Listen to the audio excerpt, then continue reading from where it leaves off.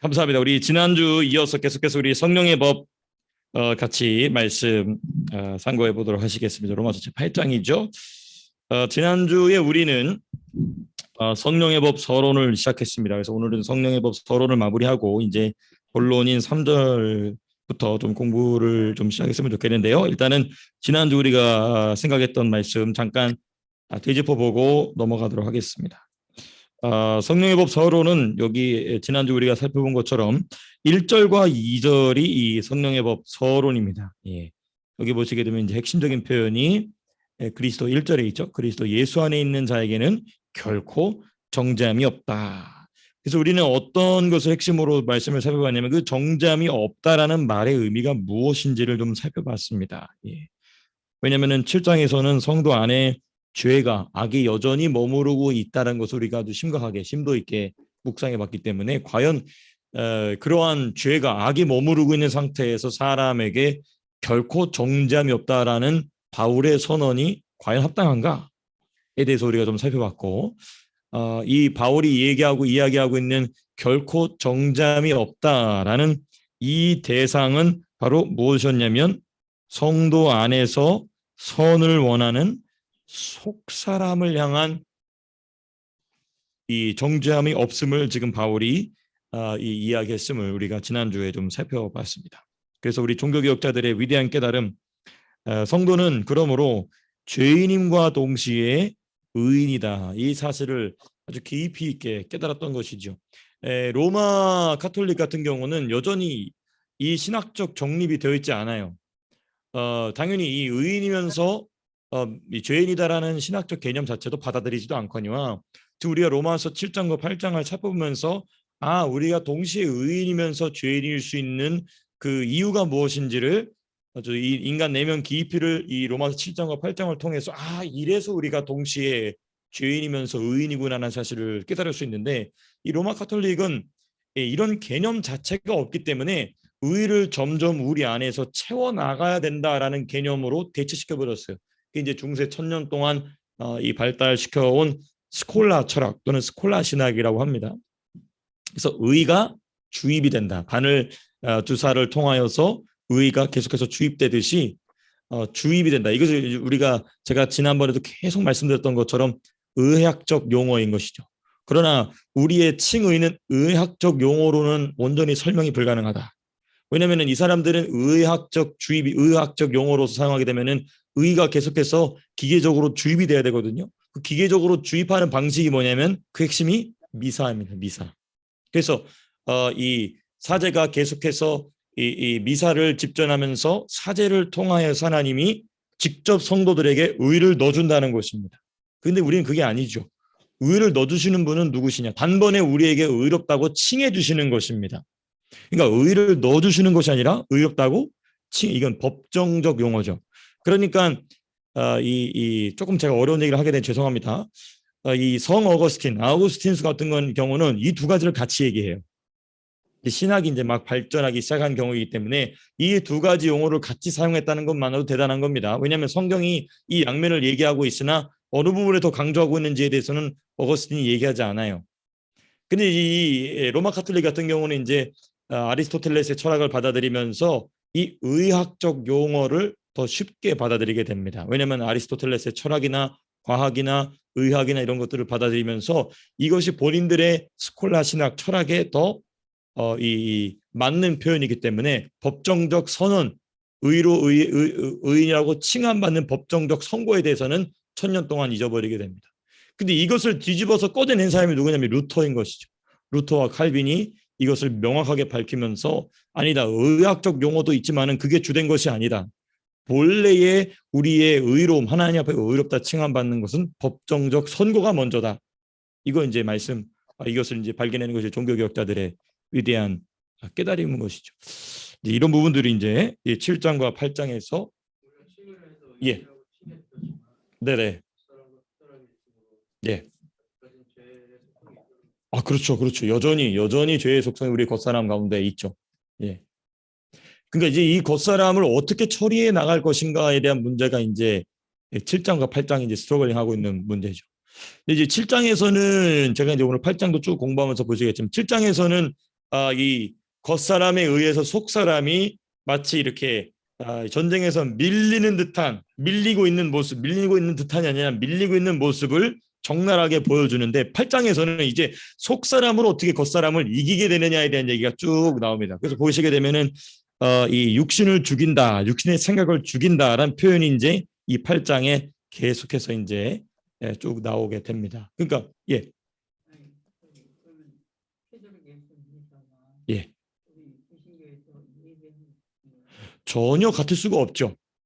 전혀 다르죠. 왜냐 미사하는 게 뭐냐면은 이런 겁니다.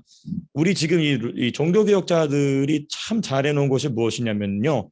하나님의 말씀을 읽고 상고하는 시간을 예배의 핵심으로 다시 되찾았다는 거예요.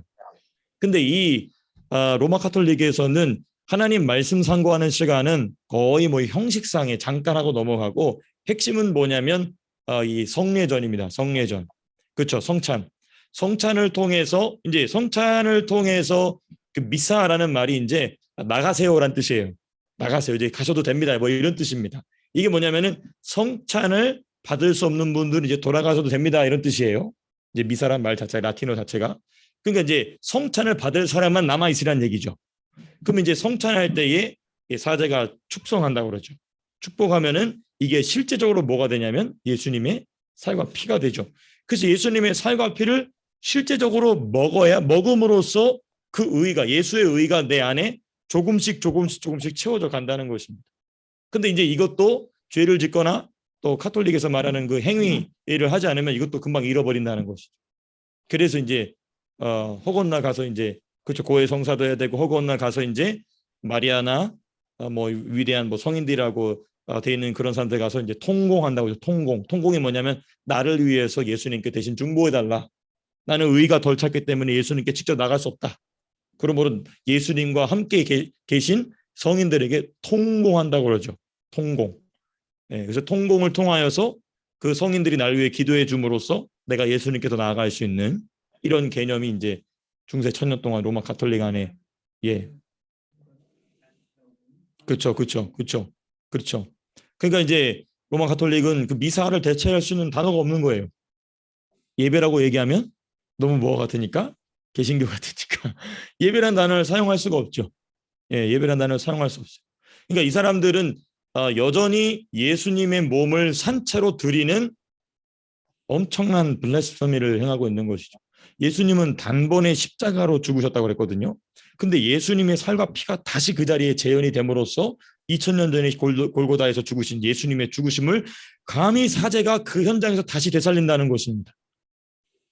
그러니까 이제 이거는 굉장히 큰 이 구속론에 있어서 우리가 어떻게 하면 죄를 용서함 받느냐 그게 구속이거든요. 구속론에 있어서 굉장히 심각한 오류를 그러니까 우리가 어떤 행위 구원이 잘못됐다라고는 것만 강조되어 있는데 사실은 그 행위 구원을 요구하게 된 그 신학적 성경적 그 사람들의 배경을 알게 되면 행위를 요구하는 거는 이만큼밖에 안 보이게 되고 그 행위를 요구하게 되는 그 신학적인 이 근거가 뭔지를 보게 됐을 때는 깜짝 놀라게 되는 것이죠. 이 사람들이 이만큼 빗나가 있구나. 그러니까 이제 루터가 이렇게 종교개혁을 하고 나올 수밖에 없었던 이유가 있는 것이죠. 그렇습니다. 자, 원래 내용으로 돌아와서 이러한 내용이 이제 7장과 8장에 우리로 하여금 의를 얻는다는 것이 무엇인지, 칭의가 무엇인지를 7장과 8장이 우리에게 이야기하고 있는 것입니다. 우리 지난주 이어서 계속해서 우리 서론 부분 계속해서 좀 살펴보고자 합니다. 우리가 지난주에는 이제 결코 정잠이 없다라는 말씀을 중심으로 이 공부를 했다면 오늘은 해방됐다라는 말을 좀 집중해서 좀 살펴보고자 합니다. 그러니까 2절이 돼야 되겠죠. 여기 보면은 생명의 성령의 법에 의한 해방이다. 또는 자유다. 이렇게 우리가 표현할 수 있습니다. 자, 그러면 이제 성령의 법이 무엇인지를 우리가 좀 순서대로 2절 보시면 이렇게 돼 있죠. 이는 그리스도 예수 안에 있는 생명의 성령의 법이. 그러니까 그리스도 예수 안에 있다. 그럼 그리스도 예수 안에 있다는 말이 지금 2번 반복이 되고 있거든요. 1절에서도 그렇죠. 그러므로 이제 그리스도 예수 안에 있는 자에게는 결코 정잠이 없나니. 왜냐하면 그리스도 예수 안에 뭐가 있기 때문에? 생명의 성령의 법이 있기 때문에.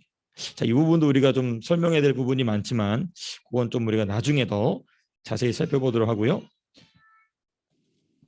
네. 그 생명의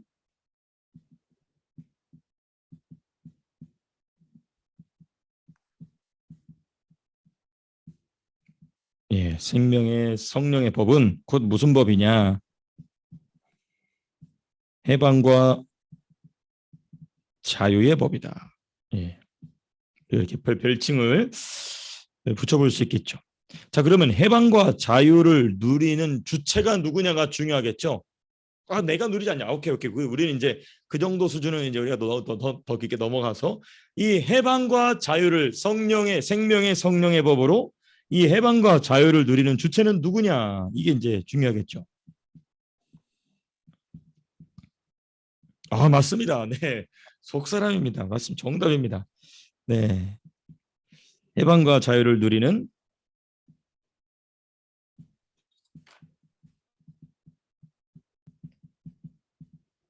주체는 바로 우리 김혜철 지사님께서 말씀해 주신 바와 같이 속사람입니다. 그러니까 7장은 이 해방과 자유를 누려야 될 속사람을 뭐가 눈으로 누르고 있냐면 겉사람이 죄와 더불어, 그렇죠? 겉사람이 악과 더불어 이 자유를 억누르고 있는 것이죠. 그러니까 성령의 세례가 부어지게 되면 이게 빵 터지면서 해방이 일어나게 됩니다. 그러니까 성령이 그 겉사람까지 예수의 피로 예수의 십자가로 딱 밟고 있는 현상을 그 속사람에게 누리게 해주십니다. 그러니까 속사람에서 그간 맺혔던 모든 말들이 다 쏟아나오게 되는 것이죠. 그게 방언으로 나오기도 하고 눈물로 쏟아지기도 하고 그것이 막 기쁨의 환호성이 나오기도 하고 저희 우리 아버님 같은 경우는 3달을 웃다고 하시더라고요. 3달을. 그냥 막 이 잠에서 깨면 하루 종일 눈물이 난다는 거예요. 3개월 내내. 그 왜 그러느냐? 그동안 속사람이 눌려있는 상태에서 그게 해방이 되면서 탁 자유를 누리게 되는 것이죠. 이제 이것이 사라진다고 해서 야, 내 성령 충만해서 그게 아니고 그게 이제 자리를 잡아가고 있는 것이죠. 그간 짓눌러 있던 것이 이제 해방이 되면서 나타나게 되는 현상 중에 하나인데 벌써 우리 김효재 지사님께서 답을 말씀해 주셔서 여기는 그냥 제가 기록만 하고 넘어가겠습니다. 여기 보시면 너를 해방하였습니다라고 얘기하고 있습니다. 그렇죠? 이는 그리스도 예수 안에 있는 생명의 성령의 법이 죄와 사망의 법에서 너를 해방하였다.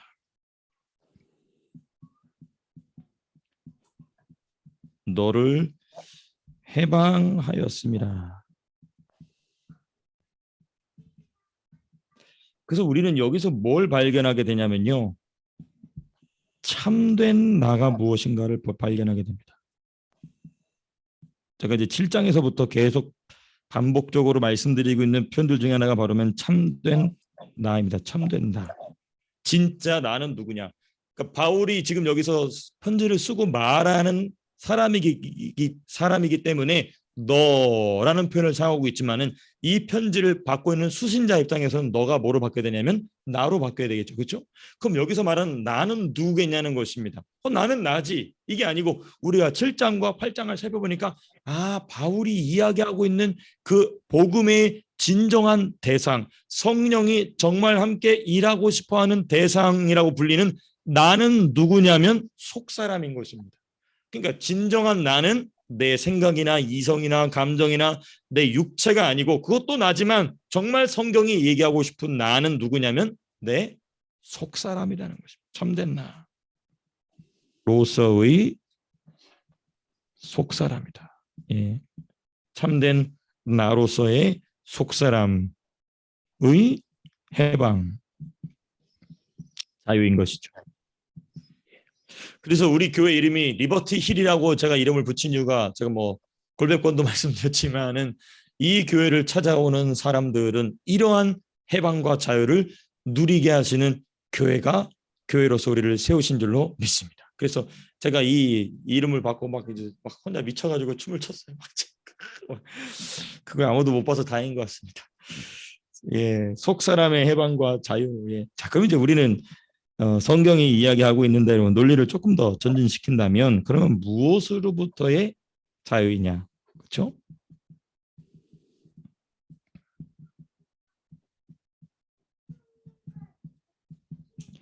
무엇으로부터의 해방인가?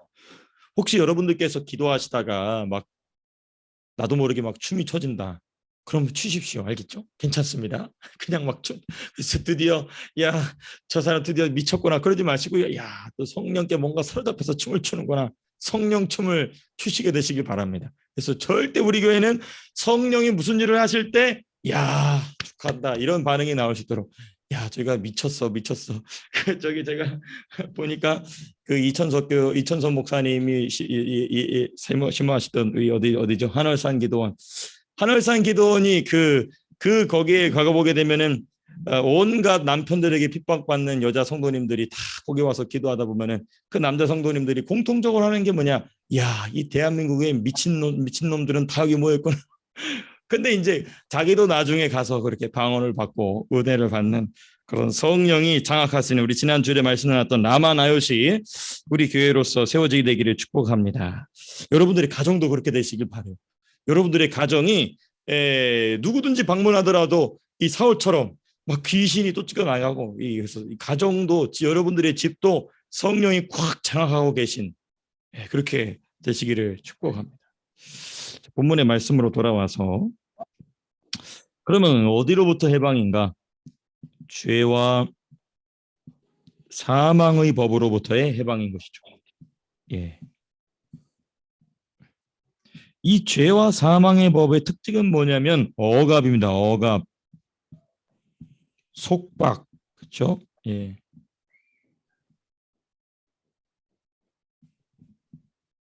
아래에 있는 상태. 이 죄와 사망의 법에 관하여서는 사실 사도 바울이 이 로마서 서두에 한번 이야기한 적이 있습니다. 그걸 우리가 다른 이유로 뭐라고 그랬냐면은 마귀의 법 아래 있다 그랬죠. 그래서 이 죄와 사망의 법 아래 있는 두 상태가 로마서에 나오게 됩니다. 첫 번째는 로마서 서론에 나오는 마귀의 법 아래 있는 상태. 그죠? 그다음에 두 번째 죄와 법 아래 있는 모습이 어디에 또 기록이 되어 있냐면 7장에 한번 또 나오죠. 그렇죠? 그러나 그 이 두 상태는 분명한 차이가 있습니다. 우리가 좀 잠깐 좀 다시 좀 우리가 복습하는 차원에서 마귀의 법 아래 있는 상태에 관하여서 좀 잠깐 좀 살펴보고자 합니다. 예, 마귀의 법 아래 있는 아래에 이거는 이제 어디에 주로 나와 있냐면 로마서 1장 18절에서부터 21절까지 2장 21절까지군요. 죄송합니다. 2장 21절까지 상당한 분량으로 있었죠. 이 마귀의 법 아래에 있는 사람은 사람에 관해서 바울은 크게 두 부류로 나눠서 이야기했었습니다. 첫 번째는 18절에서부터 1장 마지막 절 32절까지 2절까지 누구의 상태를 이야기했냐면 이방인의 상태에 관하여 얘기합니다. 마귀의 법 아래에 있는 이방인의 상태 제일 첫 번째가 뭡니까? 하나님을 거절했다. 그게 이제 로마서 1장 어디에 나오죠? 로마서 아마 1장 20절 즈음에 아마 나올 겁니다. 한번 찾아보실까요? 로마서 1장 20절 예. 그네요. 20절 21절 같이 한번 읽어보시겠습니다. 29절부터 있네요. 시작.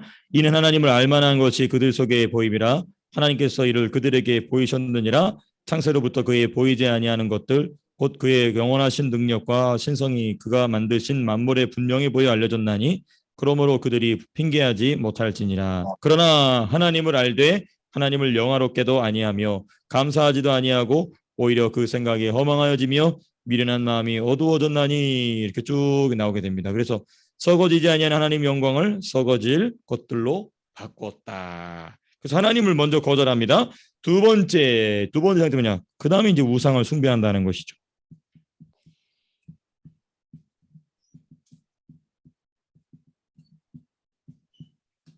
우상을 숭배한다. 그리고 이제 세 번째 상태가 뭐냐면 유기된 상태죠. 그게 이제 26절에 나오죠. 1장 24절 26절에 나옵니다. 보시면 그러므로 하나님께서 그들을 마음의 정욕대로 더러움에 어떻게 두사? 내버려 두사. 그 편이 또 나옵니다. 26절에 이 때문에 하나님께서 그들을 부끄러운 욕심에 뭐 어떻게 두사? 내버려 두셨으니. 예, 이게 이제 뭐냐 유기된 상태입니다. 이게 이제 마귀의 법 아래 있는 이방인의 상태입니다. 근데 이 이방인의 상태보다 더 심각한 상태를 가진 사람들이 등장하는데 이제 그게 2장 1절에서부터 몇 절까지냐면은 11절까지입니다. 유대인의 상태.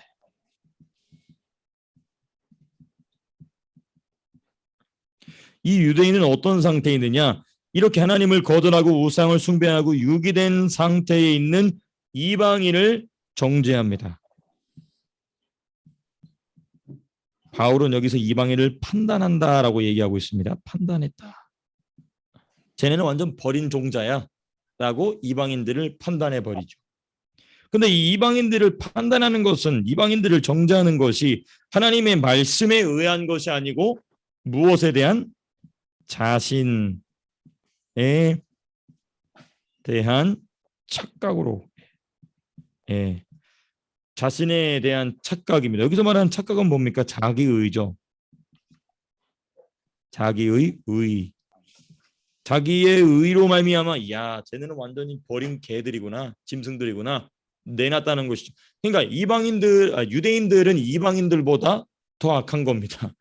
자기 분수를 모르고 이방인을 정죄하고 있기 때문에 이방인이 버려둠을 당하고 있는 상태보다 더 악한 것이죠. 왜냐하면 이방인들은 양심을 통하여 하나님이 주신 그 양심을 통하여 하나님을 깨달을 만한 것을 주셨지만은 이 유대인들에게는 뭐까지 주셨다고 그랬죠? 양심을 더하여 뭐까지? 기록된 말씀인 율법까지 주셨음에도 불구하고 하나님을 버렸으니까 유대인들은 더 악한 상태에 있다라는 것을 바울이 2장에서 이야기하고 있습니다. 그래서 이 사람들은 뭘 멸시하느냐? 본인들도 모르게 누구를 멸시하냐면 하나님을 멸시한다. 하나님을 멸시한다. 왜냐하면 하나님을 멸시한다라는 것이 무엇 때문에 이런 일이 발생하냐면 하나님이 주신 의가 아닌 자기가 쌓은 의로서 남을 정죄하고 있기 때문에 나에게 유일하게 의를 주실 수 있는 누구를 멸시하는 것이죠. 곧 하나님을 멸시한다는 것입니다. 그러니까 우리는 하나님을 한 번도 멸시한 적이 없다라고 말하지만 사실은 그들은 가장 하나님을 멸시하는 자들이었던 것이죠.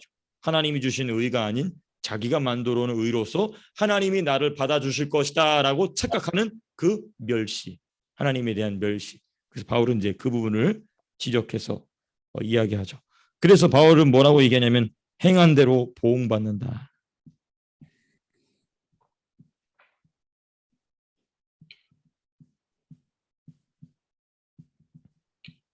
유대인들로 하여금 행한 대로 보응받는다 이렇게 이야기를 합니다. 자, 어찌되었든 이 마귀의 법 1장과 2장에 걸쳐서 이야기하고 있는 마귀의 법 아래에 있는 사람들은 모두 어떤 상태냐면 우리가 충분히 말씀을 상고했던 바와 같이 불신자의 상태입니다.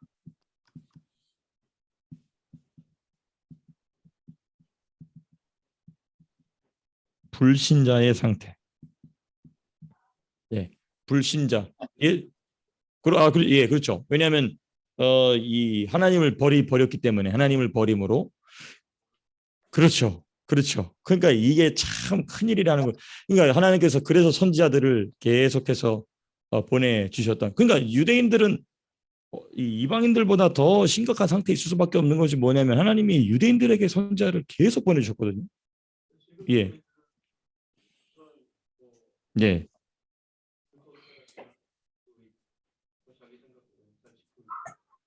그렇죠. 그러니까 근데 이제 그게 심각한 유대인들의 착각이에요. 그러니까 예, 네네. 맞아요. 자기들은 안 한다는 것이죠. 근데 이게 지난주 우리가 지난 주일 오후에 제가 잠깐 말씀드렸던 것처럼 뭐가 멈춘 이후에 피의 제사가 멈춘 이후에 하나님과의 그 대속 관계가 무너졌다는 것을 사실은 남유다가 타락하니까 북이스라엘 출신의 선지자들이 일어나서 막 남유다를 막 드립다 까지 않습니까? 이사야나 이런 사람을 통해서. 그 왜 그러냐면 너희들의 제사가 이 법궤도 아직 안 뺏겼고 피해 제사를 드리고 있음에도 불구하고 그 하나님 앞에 속죄 받는 그 프로세스에 문제가 생겼다는 것을 계속 책망하는 내용이 이제 이사야서 내용이지 않습니까? 그러니까 이스라엘 백성은 법궤가 뺏기기도 전에 그리고 그 피해 제사가 드려지고 있으면서부터 벌써 이 속죄 하나님으로부터 속죄함을 얻는 그 시은의 은혜를 놓치고 있었던 것이죠. 근데 이제 이것이 이제는 우리 성전도 무너지고 법궤도 없으니 어쩔 수 없다. 이게 이제 헤브라이즘으로 굳어지게 된 것이죠. 그러니까 지금 우리 김효 집사님 명확하게 지적해 주신 것처럼 그 사람들은 자기네들은 하나님을 잘 섬기고 있다라고 얘기해요. 어떤 변명을 하면서 이방 민족이 하나님의 거룩한 땅에 뭘 세워놨기 때문에 모스크를 세워놨기 때문에 우리는 어쩔 수 없고 이 상황은 하나님 우리에게 이 차선책으로 허용해 주신 상황이라고 자기를 합리화시키고 있는 것이죠. 근데 그 문제를 해결하려고 예수님이 2000년 전에 오셨음에도 불구하고 그걸 여전히 이제 받아들이지 않고 있는 완고한 상태에 있는 것이죠. 그러니까 이제 바울의 말처럼 되는 것이죠. 그러므로 나는 너희를 버리고 어디로 가노라? 이방으로 간다. 그게 이제 사도행전에 나와 있는 말인 것입니다. 그러니까 이제 바울이 말할 수 없는 탄식으로 성령이 탄식하시고 우리도 탄식하고 자기도 근심한다는 게 바로 이제 그런 부분에 있는 유대인들의 모습인 것이죠. 예. 예. 예. 그렇습니다. 그렇습니다. 그러니까 이제 아주 극소수의 사람이온 것이죠. 그러니까 이제 우리가 뭘 발견하게 되냐면 그 말씀을 본인들이 아무리 가지고 있어도 성령의 조명, 성령의 운행하심이 없으면 말짱 도루묵이라는 거예요. 왜냐하면 그 허다한 제사장의 무리가 돌아왔다 오지 않습니까? 오순절 마가 다락방 임한 다음에 그다음에 우리가 이제 좀 배경사를 좀 살펴보게 되면 그 디도 장군이 자신들을 맞이해 준 그 소수의 유대인들 그 사람 다 성령 받은 사람들이었어요. 그때 이제 베드로나 또 이 요한이나 이런 예수님의 제자들에 의해서 성령의 감화 감동을 받아서 예수님의 말씀을 따라서 그날에 다니엘 선지자 누가 말한 바 다니엘이 말한 바가 그들 눈에는 딱 보였던 것이죠. 그러니까 이 짐승이 유대 민족을 무너뜨리려고 올 때에 이 말씀을 꺼내놓고 살아남을 수 있던 것은 유대인들 중에서도 예수님을 그리스도로 받아들였던 유대인들만이 구약 성경을 제대로 깨달을 수 있었던 것이죠. 성령을 통하여서. 그러니까 유대인들이 그렇게 타락하는 가운데에 너무 심하게 하나님으로부터 멀어져 있던 것이죠. 너무 심하게 멀리 나가버렸어요. 이제 그것이 우리가 좀 배경사를 통해서도 좀 살펴볼 수 있는 그런 부분들인 것입니다. 자, 그래서 이제 모두 불신자가 가지고 있는 영적인 상태로서 이 상태는 오직 무엇으로만 벗어날 수 있느냐? 제일 먼저 어디에 부딪혀야 된다고 우리가 말씀을 드렸냐면 성부의 법에 그렇죠. 성부의 법 앞에 와야 성령으로 성령의 법 앞에 와야 자기의 가련한 상태가 보이는 것입니다. 그러니까 요즘 이 이스라엘에서도 이제 주님이 재림하실 날이 다 되어서 메시아닉 기우들이 많이 생기고 있어요. 근데 이분들이 예수를 믿으면서 기쁨도 오지만 통곡부터 합니다. 왜냐하면 우리 조상들이 어리석게도 2000년 전에 누굴 죽였다는 거예요? 그 예수님을 죽였다는 겁니다. 근데 그게 성부의 법으로 확 드러나니까 그 조상들의 죄가 마치 누구의 죄처럼 느껴지냐면 자기의 자기의 죄로서 느끼게 되는, 받아들이게 되고 그로 말미암은 통곡이 나오게 되는 것이죠. 그리고 이제 성부의 법으로 자기의 모든 더러움이 완전히 드러난 뒤에 어디로 이동하게 되느냐? 바로 이제 성자의 법으로 이동한다. 이게 이제 우리가 계속해서 말씀을 상고해요. 그러므로 마귀의 법에서 벗어나게 되죠. 그러므로 마귀의 법에서 벗어나게 된다. 자, 근데 오늘 8장이 말하고 있는 해방은 과연 무엇인가? 이제 우리가 좀 그 부분을 또 살펴봐야 되겠죠. 성도의 곤고한 상태입니다. 이것은 7장에서 말하고 있는 바와 같이 우리 에어컨을 잠깐만 좀 한 5분 정도 틀어주시면 감사하겠습니다. 성도의 곤고한 상태다. 예. 이 성도의 곤고한 상태에 관하여서는 이 로마서 8장을 어떻게 우리가 이해하느냐가 핵심입니다. 그러니까 우리가 지금 예수를 막 믿기 시작하기 직전에, 그렇죠? 막 예수를 막 믿으면서 일어난 현상에 관해서는 벌써 1, 2, 3, 4, 5장에서 다 나눴어요. 그렇죠? 그런데 이제 우리가 로마서 8장을 읽으면서 큰 두 가지 이 8장을 해석하는 흐름이 있습니다. 첫 번째는 이제 로마서 8장에 대한, 이건 제가 지난주에도 잠깐 말씀드렸던 부분인데요. 보편적, 지금 현대의 일반적 해석이 있습니다. 해석이라기보다도 이해라고 하죠. 이해. 근데 저는 조금 다르게 영적 세계의 4대 법칙의 관점에서의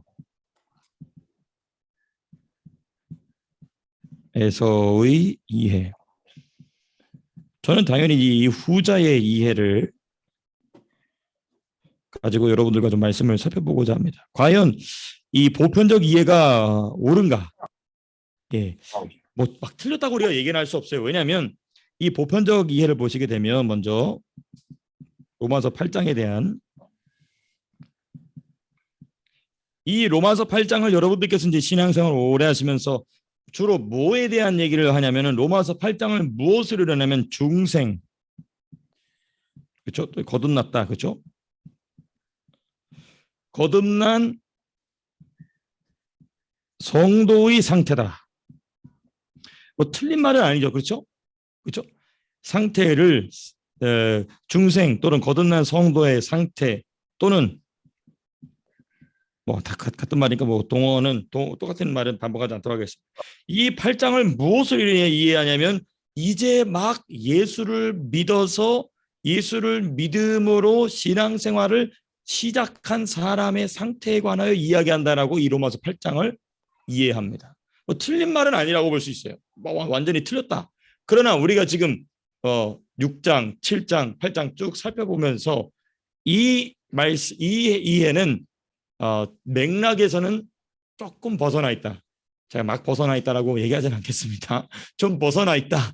좀 벗어나 있다. 왜냐하면 여러분 이게 이제 소위 말하는 뭐 이게 이 구원의 확신입니다. 구원의 확신. 예. 제가 어떤 목사님이라고 얘기하지 않겠지만 여러분들에게 구원의 확신이 있습니까? 막 이제 뭐 하여튼 뭐 주구장창 뭐 맨날 그 얘기만, 중요한 얘기입니다. 예, 맞아요. 중요한 얘기예요. 그러면서 이제 로마서 8장을 인용한단 말이죠. 근데 과연 로마서 8장이 구원의 확신에 대한 얘기를 하고 있는가? 자, 그럼 이제 구원의 확신은 무엇으로부터 오느냐를 좀 우리가 생각해 봐야 되겠죠.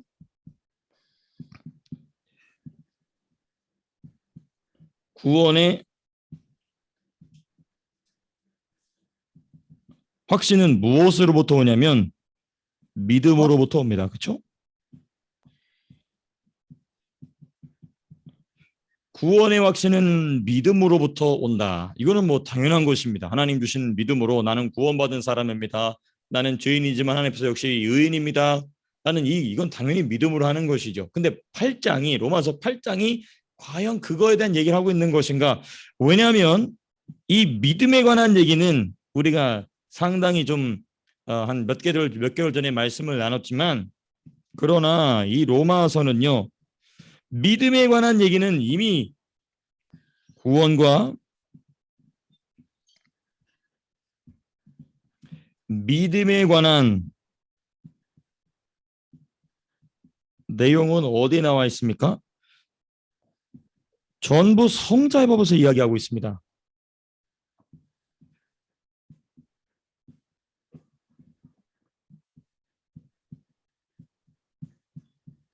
예.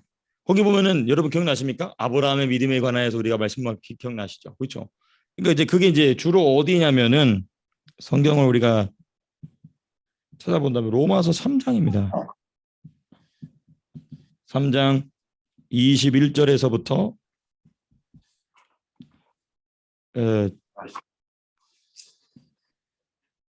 뭐 3장 몇 절부터라고 얘기하지 말고요. 3장에서부터 5장까지 다 그 얘기하고 있습니다. 예. 3장 한번 찾아보시면 예. 로마서 3장 로마서 3장을 보시면 하나님의 20 몇 절이죠? 21절부터 로마서 3장 21절부터 이 성자의 법이거든요. 예. 거기 우리 3장 21절과 22절 같이 한번 읽어보겠습니다. 시작.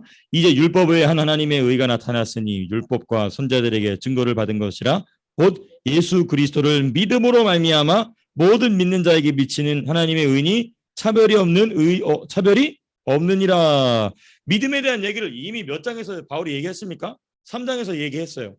근데 이 믿음이 무엇인지에 관하여서 이제 4장에서부터 아브라함의 믿음에 대한 얘기를 4장 거의 전체를 다 할애하여서 4장 전체가 다 누구의 믿음에 관한 얘기냐면 아브라함의 믿음에 관한 얘기를 합니다. 그리고 그 아브라함의 믿음을 가진 이방인이나 유대인이나 상관없이 누리게 될 축복이 뭐냐? 5장에 얘기하고 있어요. 그래서 그리스도인의 3주덕 우리 5장에서 함께 공부했던 거 기억나십니까? 제가 한번 찾아볼까요? 그게 어디쯤이었는가 하면은 이게 여기 나오는 거 아니에요. 여기 있네요. 예. 이게 우리가 언제 나눴던 내용인지 상당히 좀 오래된 내용인데 여기 보시게 되면 성자의 법 서론 핵심이 무엇입니까? 믿음입니다. 그리고 그 믿음의 조상으로서 아브라함을 등장시키고 그 믿음의 조상 아브라함의 믿음을 본받은 사람이 누리게 될 축복이 이제 5장에 나옵니다. 그래서 신자의 성도의 삼주덕과 하나님과의 화평 쭉 이제 이야기를 나눴습니다. 예. 그리고 이제 6장, 7장에서는 무슨 얘기하냐면 그렇게 믿음을 가진 성도가 겪게 되는 자아와의 싸움, 겉사람과의 싸움에 대한 얘기가 6장, 7장에 이제 쭉 기록이 되어 있는 것이죠. 그러니까 우리가 이제 본래의 이 로마서의 전체 맥락 안에서 볼 때 과연 이 로마서 8장을 구원의 확신에 관한 믿음을 이야기하는 장으로 이해하는 것이 옳으냐 봤을 땐 맥락 안에서는 좀 벗어나 있는 것입니다. 근데 거의 대부분 다 이렇게 이야기를 하죠. 저도 그렇게 알았고요. 근데 이제 이 로마서와 영적 세계 4대 법칙이라는 주제를 배우면서 로마서 8장은 믿음에 관한 얘기를 분명히 이야기하고 있지만 보다 더 전진된 믿음의 상태에 관한 이야기를 하고 있다라고 우리가 얼마든지 좀 절충해 줄 수 있겠죠. 그렇죠? 다 틀렸다고 우리가 얘기할 수 없지만 보다 더 전진된 상태. 이제 막 예수를 믿은 게 아니라 예수를 믿으면서 자기의 삶 속에서 일어나고 있는 자기 자아와의 싸움 가운데서 그 스트러글링하고 있는 그 고통을 겪고 있는 성도들이 앞으로 나아갈 수 있는 믿음이 무엇이냐라고 얘기한다면 저는 얼마든지 동의하고 그 부분은 우리가 얼마든지 함께 생각해 볼 수 있는 부분이라고 볼 수 있지만 이것이 이제 막 구원받은 사람의 모습이 그 구원의 확증에 대한 얘기다라고 얘기하는 것은 좀 상당히 좀 예, 로마서 8장 13절 맞습니다. 예, 맞습니다. 예, 맞습니다. 맞습니다.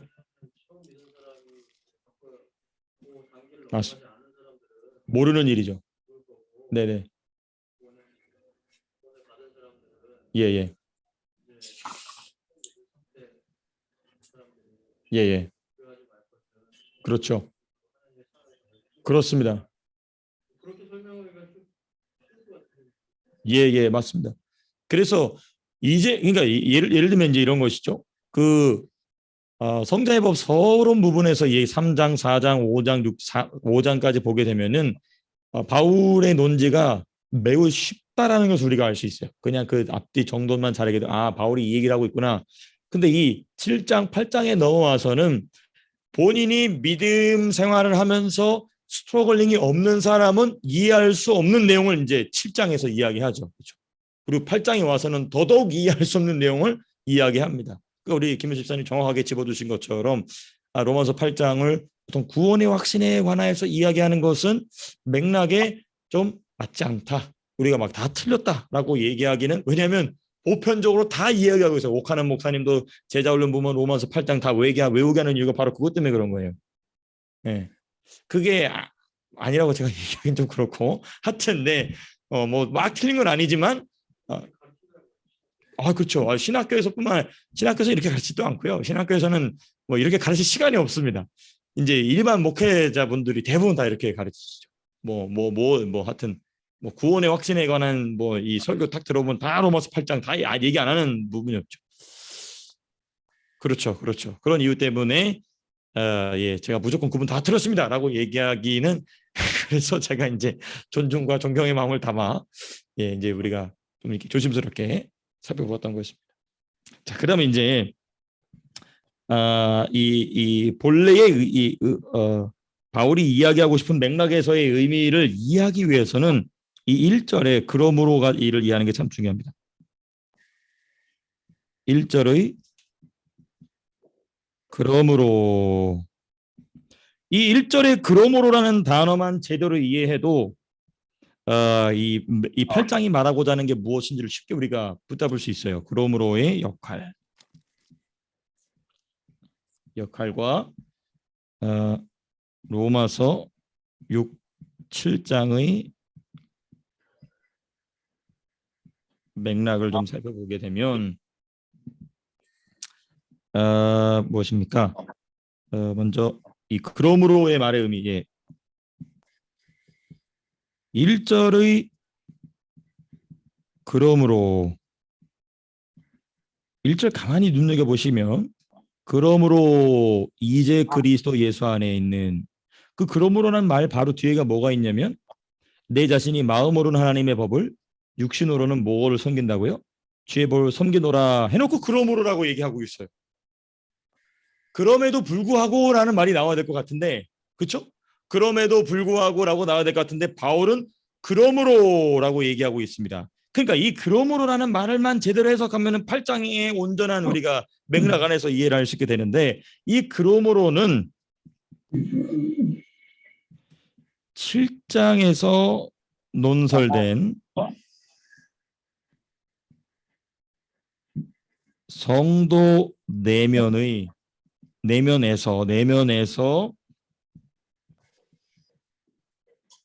일어나는 싸움이 오히려 성도에게는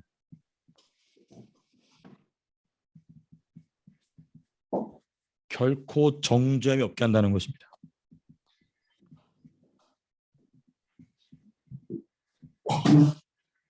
결코 정죄함이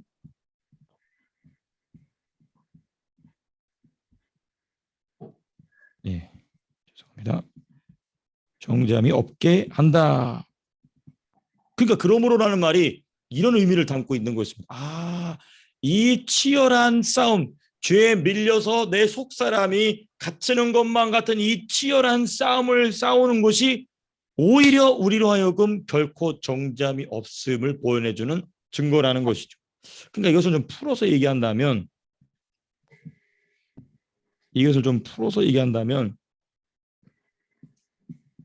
7장과 같은 싸움이 있으므로 결코 정죄함이 없다.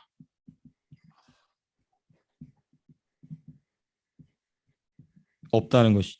그러니까 이것은 구원의 확신에 관한 내용이 아니라 구원의 확신을 가지고 살아가는 사람이 삶 속에서 겪게 되는 영적인 싸움에 관한 이야기를 지금 8장은 이제 이야기하고 있다는 것이죠. 그러니까 지금 우리 아까 김혜철 지사님 잘 정리해 주신 것처럼 이제 막 믿은 사람이 아니라 믿음 생활을 하면서 이렇게 엎어지고 저렇게 엎어지면서 겪게 되는 자기 자아의 완고함을 경험한 사람만이 알 수 있는 내용인 것이죠. 그런 맥락 안에서 우리가 이제 8장을 조금 우리가 살펴봐야 되는 것입니다. 6장과 7장의 주제, 그렇죠? 이 부분에 관해서는 제가 이미 충분히 말씀드렸기 때문에 제가 그냥 이 글로만 잠깐 적고 넘어가겠습니다. 먼저 6장의 주제. 6장의 주제는 무엇이었냐면 예수 그리스도의 죽음과 연합입니다.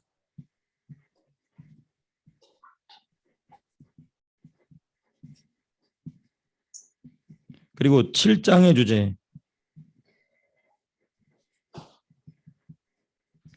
7장의 주제는 무엇이었냐면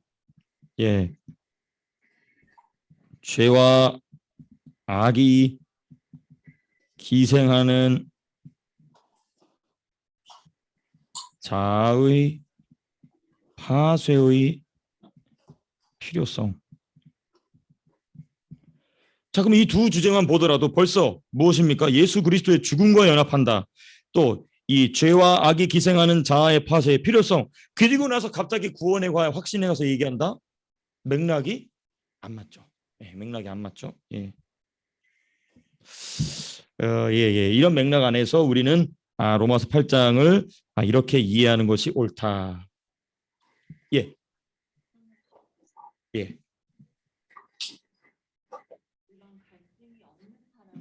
예.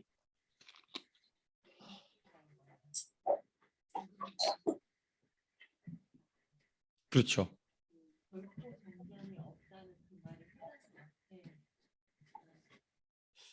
그거는 아주 날카로운 질문이신데요. 이런 게 있습니다. 내가 우리 지난주도 우리 김효 집사님 잠깐 구원의 조건에 관해서 성경을 인용하시면서 말씀해 주셨던 게 이거예요. 이 말씀이셨어요. 예수 그리스도를 누구가 아니고서는 주로 신할 수 없다. 성령이 아니고는 신할 수 없죠. 그렇죠? 그럼 그 사람은 우리가 성경에 근거 봤을 때 하나님이 주신 중생이 이루어진 사람이에요. 그렇죠? 그런데 이런 경우가 있습니다. 자기가 워낙에 자아의 뜻대로 살아가다 보니까 자기 내면 안에서 속사람과 겉사람이 싸우는 싸움조차 사라져버린 상태인 사람이 있어요. 이런 사람은 자기가 구원의 확신을 입었는지 어쩌는지도 다 잊어버리는 사람이 되는 것이죠. 그렇죠? 자, 근데 여기서 우리가 이제 미묘하게 이 논쟁이 될 수 있는 부분이지만 바울이 여기서 명확하게 얘기한 부분이 뭐냐? 바울 사진에서 뭐라고 얘기하냐면은 제가 계속 인용하지만은 마지막에 육신은 어떻게 하고 죽이고 그 영은 살린다.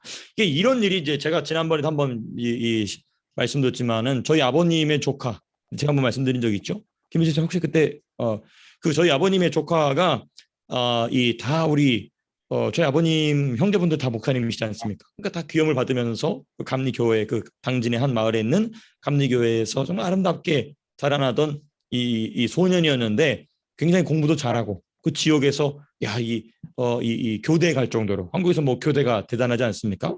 교대에 갈 정도로 똑똑했어요. 그래서 교회에서 막 후원도 해주고 또 삼촌들이면 다 저희 아버님, 큰아버님 다 목사님들이 후원도 해주시고 격려해 주시고 그랬는데 이 학교에 들어가서 이 좌익 사상, 빨갱이 사상에 들어가서 뭐 하나님이고 뭐고 이런 표현했다고 하나님이고 지랄이고 필요 없다 이러면서 자기 삼촌들 다 목사님들이 뻔히 하나님의 종들인 걸 알면서도 그 앞에서 우리 집안에 목사들이 생겨가지고 조상을 제대로 못 섬겼다 그러면서 제사를 드리면서 그렇게 타락의 길로 갔죠. 근데 하나님께서 이제 진짜 바울이 얘기한 대로 그 육신을 죽여버리시더라고요. 그래서 이 자기 교대 동기들하고 술 마시고 가다가 저도 그 나무를 직접 봤어요. 그 나무의 이 나무 크기 얼마나 큰 느티나무가 한국은 크지 않습니까? 굉장히 크. 그 이 삼거리에 있는 느티나무 정면에 가서 봤고 그 친구 둘은 그 자리에서 직사하고 그 마지막 현장에 저희 아버님이 마침 갈 수 있었어요. 그래서 그 조카분을 들고 한참 붙잡고 막 소리 지르면서 얘기하면서 예수 그리스도의 복음을 다시 상기하라고. 그러면서 이제 돌아가셨는데 그 저희 아버님 하신 얘기가 바로 그런 것이죠. 그 뭐냐면 자기의 자아의 멋대로 막 살고 나가다 보게 되면은 이 속사람과 겉사람의 싸움조차도 이제는 사라져버린 상태. 완전히 속사람이 짓눌려 있는 상태인 것이죠. 하나님께서는 그 속사람을 불쌍히 여기시기 때문에 겉사람을 처리해버리시는 것입니다. 심지어 뭐하기까지? 그 육신의 목숨을 데려가기까지. 그만큼 하나님은 예수의 피로 값주고 산 사람에 대해서는 우리 인간의 이성을 초월하는 그 사랑을 가지고 계신 것이죠. 이게 좀 집사님 질문하신 답변에 좀 답이 됐는지 모르겠습니다. 그렇죠. 고난을 통해서 불러오시는데 우리가 이스라엘 역사를 보게 되면 고난을 당해도 안 돌아오고 버티는 사람들은 계속 가버리죠. 그 예수님을 죽이기까지 가버리죠. 그렇죠. 근데 사실 그게 대부분이에요. 사실은 돌아오는 사람들은 소수죠. 우리가 내일도 새벽 설교 본문이 수많은 사람들이 예수님을 따라가는데 예수님 갑자기 돌아보시면서 너희가 나를 따라오려거든 너희 가족 관계를 다 미워하고 너 생명도 미워하고 십자가를 지르고 따라와라. 근데 그 말씀대로 한 사람들은 상당히 소수였다는 점에서 그러니까 이제 물론 집사님 말씀처럼 끝내 구원을 이루어내는 사람들은 고난을 통해서 돌아오죠. 끝내 구원을 이뤄내는 사람들은 온전한 건설 구원을 이뤄낸 사람들은 네, 예, 예, 예, 예, 그렇죠. 그러니까 이제 이런 부분들이 이제 우리로 하여금 이게 하나님이 한 사람을 구원해 가시는 과정이 얼마나 엄중한지를 좀 이제 살펴보게 되죠. 예, 예, 네, 예, 그렇죠, 그렇죠. 예, 예, 예, 맞습니다. 그래서 예, 맞습니다. 하나님 소관에 있는 것이죠. 그래서 이제 우리가 이 본래의 원리 내용으로 좀 돌아와서 좀 정리를 한다면 이 성도의 곤고한 상태가 그러므로 우리로 하여금 무엇을 확증시키느냐? 내가 여전히 어디 안에 있다? 구원의 트랙 안에 있다. 이걸 아는 사람은 복된 사람인 거예요. 아는 사람은 이제 이 말씀 안으로 더 들어오게 되는 것이죠. 그러니까 이 안으로 들어와서 자기의 건설 구원을 이루어 나가는 과정이 바로 이 영적 세계 4대 법칙이라는 중요한 이 로마서의 이해인 것입니다. 그렇습니다. 맞습니다. 예, 예. 맞습니다. 그렇죠. 그렇죠. 맞습니다. 맞습니다. 맞습니다. 맞습니다. 그러니까 이제 이런 겁니다. 지금 이제 우리 곽현 집사님께서 말씀해 주신 것처럼 이 자기가 갖고 있는 이 나는 믿음대로 살고 싶어 하는 그러니까 이게 참 중요해요. 속 사람이 하나님의 뜻대로 살고 싶어 하는 갈망이 있다라는 걸 7장에서 봤죠. 이 갈망이 여전히 살아남을 수 있도록 계속해서 속 사람의 공급이 가야 됩니다. 그러기 위해서는 예배가 중요하죠. 그러니까 우리가 누가복음 말씀 상고한 것처럼 지속적으로 신령한 물을 원튼 원치 않든 마시는 사람에게는 그 갈등이 일어나게 돼 있죠. 근데 그러다가 이제 우리 김효실 전 지금 방금 말씀해 주신 것처럼 그 사람이 정말 진지하게 내가 이 갈망대로 살기를 원한다 한 사람은 정말 곤고한 상황까지 떨어지게 되는 것입니다. 그리고 나서 하나님을 갈망함으로 그 다음 스텝으로 그 다음 성장의 모습으로 나아가게 되는 것이죠. 참 이게 이제 우리 교회 안에서 일어나고 있는 또 일어나야 될 귀한 영적인 다이나믹인 줄 믿습니다. 그래서 우리가 허다한 허물을 사랑으로 덮는다 그런 것처럼 이 과정 중에 있으면 우리가 이 말씀을 보니까 우리가 나도 알 수 있고 내가 섬겨야 될 사람의 모습도 우리가 알 수 있게 되죠. 그러니까 쉽게 정죄하거나 쉽게 미워하지 않고 우리가 인내로 사랑으로 품어줘야 함을 우리가 그 말씀을 통해서도 같이 함께 발견하게 되는 것입니다. 그렇습니다. 제가 기도하고 마치도록 하겠습니다. 기도하겠습니다.